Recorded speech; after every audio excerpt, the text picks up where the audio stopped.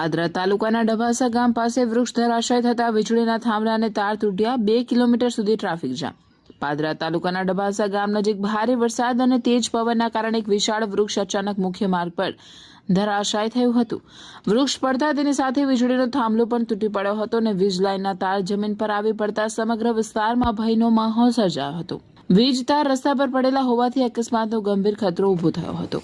જોકે ડભાસા ગામના સ્થાનિક યુવાનો અને વડીલોએ સમયસર સતર્કતા દાખવી હતી। તેમણે રસ્તા પરથી પસાર થતા વાહનોને રોકી સાવચેત રહેવા અપીલ કરી હતી, તેમજ લોકોને જોખમી વિસ્તારથી દૂર રાખીને સંભવિત દુર્ઘટના ટાળવામાં મહત્વની ભૂમિકા ભજવી હતી। ઘટનાની જાણ થતાં સ્થાનિક લોકોએ તાત્કાલિક જીબીને જાણ કરી હતી। માહિતી મળતા જ વીજ વિભાગની ટીમ સ્થળ પર પહોંચી હતી અને સૌપ્રથમ વીજ પુરવઠો બંધ કરાવી સમગ્ર વિસ્તારને સુરક્ષિત બનાવ્યો હતો। ત્યારબાદ તૂટેલા થાંભલા અને વીજ તાર દૂર કરવાની કામગીરી શરૂ કરવામાં આવી હતી। આ ઘટનાના કારણે માર્ગ પર બંને તરફ અંદાજે 2 કિલોમીટર સુધી વાહનોની લાંબી કતારો લાગી ગઈ હતી, જેના કારણે મુસાફરોને ભારે હાલાકીનો સામનો કરવો પડ્યો હતો। વીજ વિભાગ સ્થાનિક લોકો અને ગ્રામજનોના સહયોગથી માર્ગને ફરી વાહન વ્યવહાર માટે ખુલ્લો કરવા કામગીરી હાથ ધરવામાં આવી હતી।